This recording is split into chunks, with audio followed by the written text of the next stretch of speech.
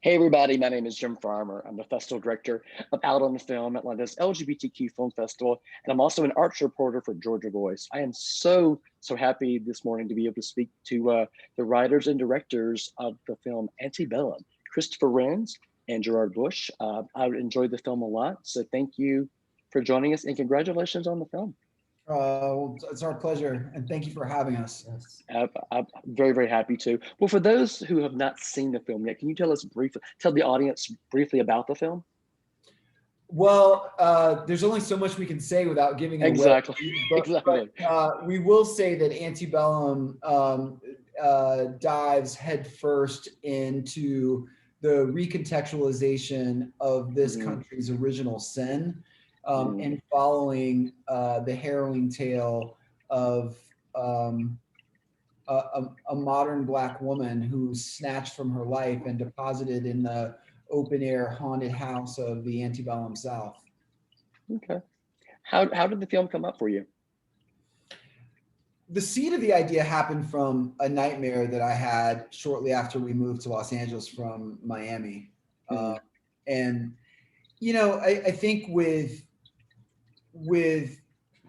anything in life, you can go through chapters that feel pretty overwhelming. And at that time, I was dealing with a lot of upheaval personally, as it relates to sudden deaths of loved ones in my family. And so, right prior to our moving to LA, my dad just died suddenly, and I was really having difficulty with coming to grips with a lot of things as it relates to his death. And so I had this nightmare, and the nightmare was essentially this woman, Eden, which is basically the film you see on screen. But it felt for me that she was so desperate to reach help that she was communicating with me across dimensions. It didn't feel just like a nightmare. It felt like something that was happening and that we were communicating. And so I just put it all down in the notes of my phone. And then the next day, Christopher and I had a discussion about it. We put pen to paper. We literally put pen to paper because we didn't use the laptop at first. It was just writing. And we put together a short story, then transferred that to a document. And then that became the seed of what would eventually become the script that's Antebellum. Okay. From there, how long did it take to get the film made? I think less than a year. Okay. Which was, you know, we had just moved to LA. We didn't know how anything worked. We didn't know anyone, but we did. We were introduced to Zeb Foreman, who's the lead producer on the film, and he read the short story and said, "You guys have to write the script for this. We have to make this into a movie." And we had never written a script before.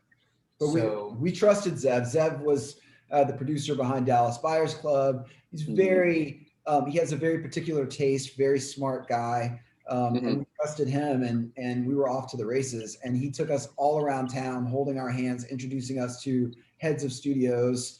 And before we knew it, we had, you know, a pretty healthy competition to get Antebellum.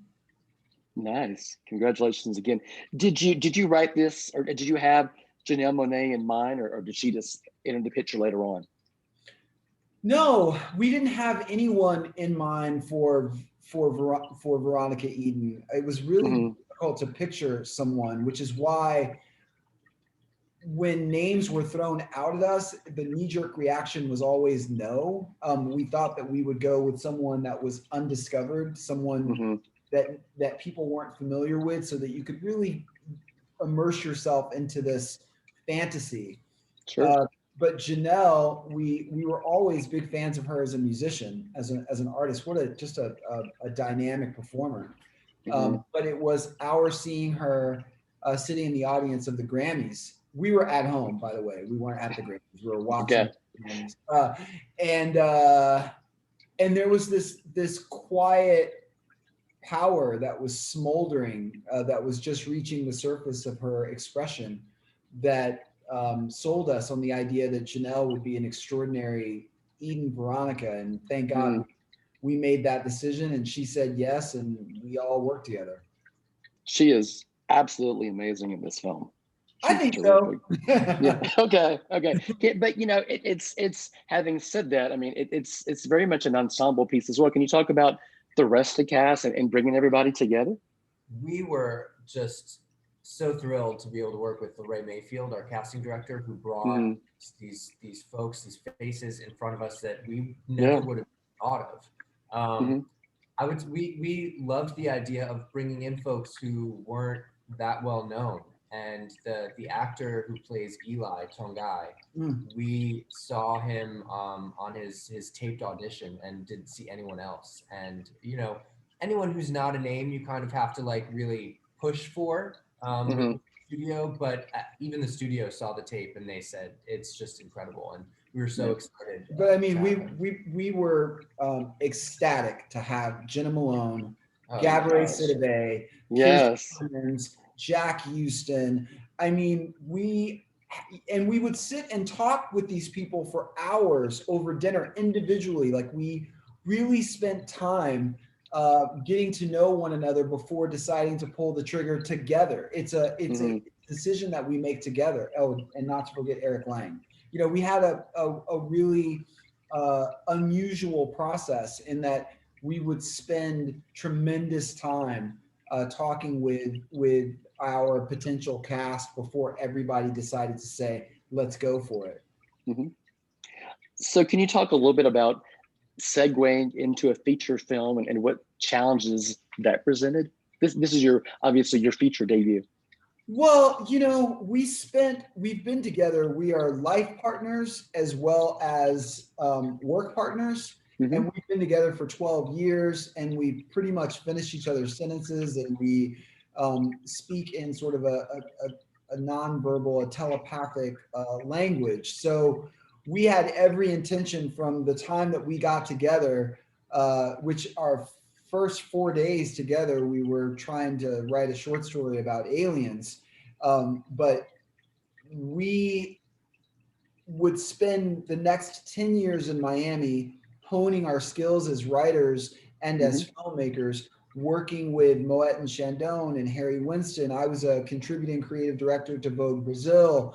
And it was a lot of really extraordinary, beautiful, high end work that we were doing up Hmm. until the point that we became so entrenched in environmental issues and social Hmm. justice issues and political issues, and we would lend all of that we learned from the luxury side to apply that to short films and commercials and PSAs and music visuals. But the challenge is in segueing to where we always intended on landing, which is feature, was Hmm. that we had less than $10 million and 27 days to shoot. So we Wow. were going shopping for Bentleys on a Honda budget. So we have to have these conversations with, really brilliant department heads and Hmm. persuade them to the idea that, We it's got the Bentleys. if we got the Bentleys, but we got it on that Honda money. And Jeremy Woodward and our Mary production Zofries. designer Mary Zofries, Pedro Luke, our cinematographer, we our assistant director Gary Marcus. I mean, just Hmm. incredible folks that allowed us to be able to come in, on time and under budget on 27 days. That crew that we had and that hopefully we'll have on every film that we do, they are just extraordinary. And they, to Christopher's point, just to further underscore what he said, they made it possible. That's amazing. I think this film would be powerful anytime you watched it, any year you watched it, but it seems so relevant in 2020. Can you talk a little bit about that? Yeah, it's look, we want to make movies that go back to the idea that cinema can really shift collective consciousness Yeah. and can change hearts and minds. Hmm. And we realized back then when we were making the film where our society, unfortunately in America, was careening dangerously toward a precipice of something that we might not be able to back away from. Um, we could have waited until 2021 when theaters were reopened safely to release the film, Mhm. but we felt an urgency around getting the film out now, um, in the hopes that even if in some small incremental way, someone's mind was changed, and they voted, and they really engaged in the process, and understanding that um, democracy is something that requires ongoing and constant maintenance. It's not a static thing. It's a living, breathing thing that requires the utmost vigilance. And so, at this particular moment, when the movie came out in September, it already felt really relevant, I suppose. Mhm.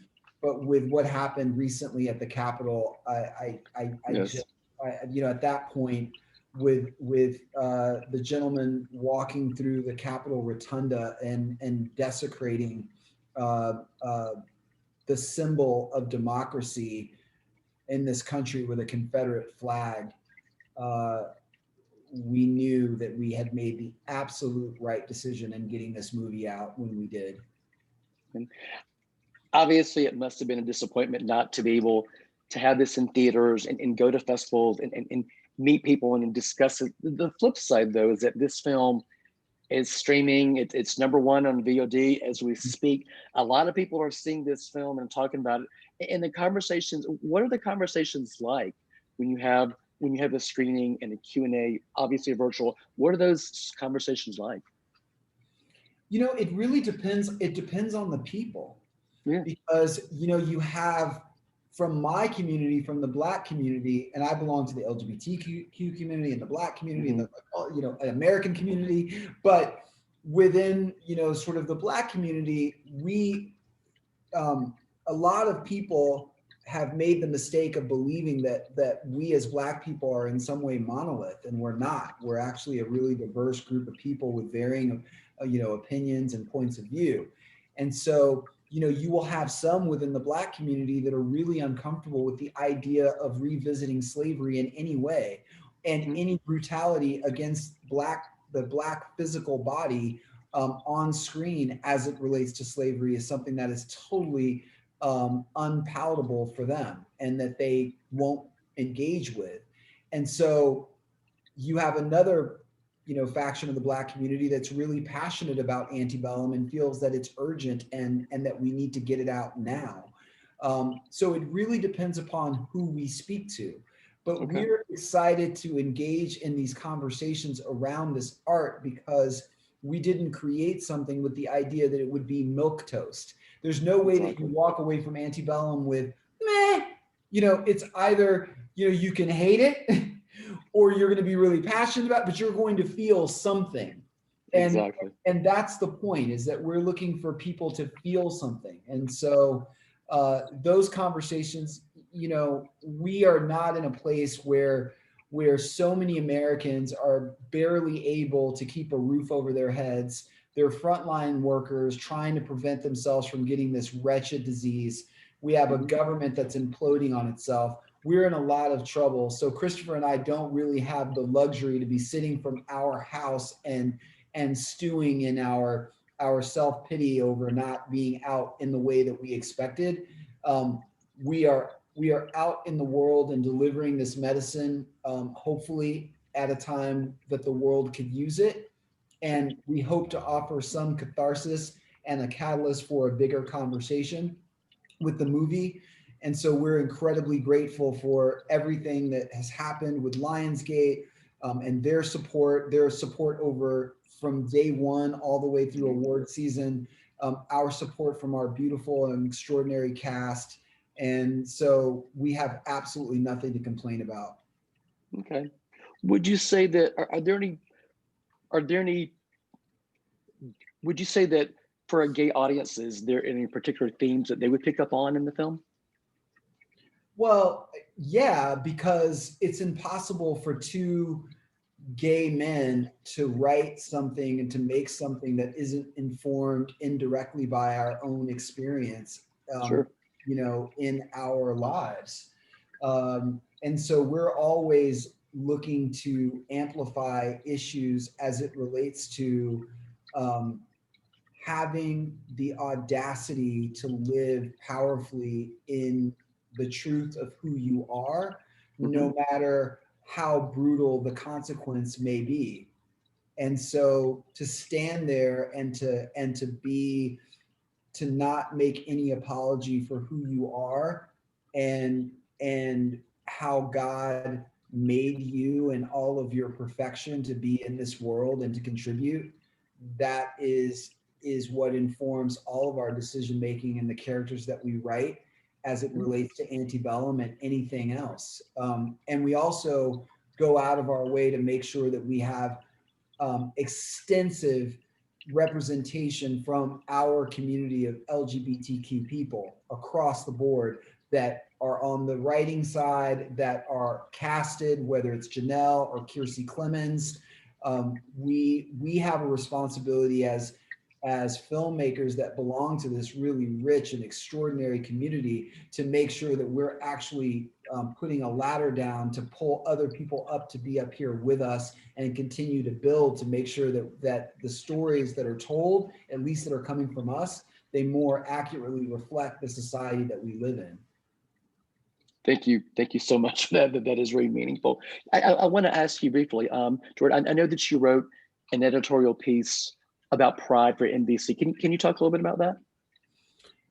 Yes, I believe in the truth, and I believe in our not using or weaponizing one person's version of what pride is in order to prevent anyone else who is American from being who they are and being proud about that. It almost felt or feels like to me in a way that we have wrapped ourselves in a certain very dangerous and virulent brand of patriotism that prevents us from having a meaningful and honest conversation about who we are as Americans and where we would like to see the country go. And until we have the courage and the determination really to confront the truth in all of its ugliness, we're going to continue to find ourselves repeating in dangerous cycles, as we just watched at the Capitol, these situations. Okay, all righty. So final question. I mean, I know that you have a couple of projects that are coming up. Can you talk a little bit about your what's coming next for you? Yeah. Well, right now we're getting close to pre-production on Rapture, which is our next film with Lionsgate. And we don't really shy away from controversial topics with that one. It deals with the weaponization of organized religion, as well as the state of the environment. And then we're really excited about our television show Inkwell with HBO. That is actually the first thing that we kind of wrote on when we got to LA. We have every intention on reaching the movie going and TV audience on screens big and small for the foreseeable future, and we're really excited about these stories, and we can't wait to get them out to the people and have a really amazing series of conversations in the digital town square. We'd love to have a conversation with you about how LGBT folks are portrayed in film once you see Rapture specifically. Okay, let's plan on it. I mean, I'd love to. And congratulations. I mean, I know that Lionsgate has done a great job of really getting this film out there to critics and getting it out there. So congratulations on that. Congratulations for the film. Christopher, Gerard, thank you so very much for your time. The film is Antebellum, and it's available on video on demand, pretty much anywhere you can find it. Thanks so much, guys. Thank you very much. We appreciate it. Once again.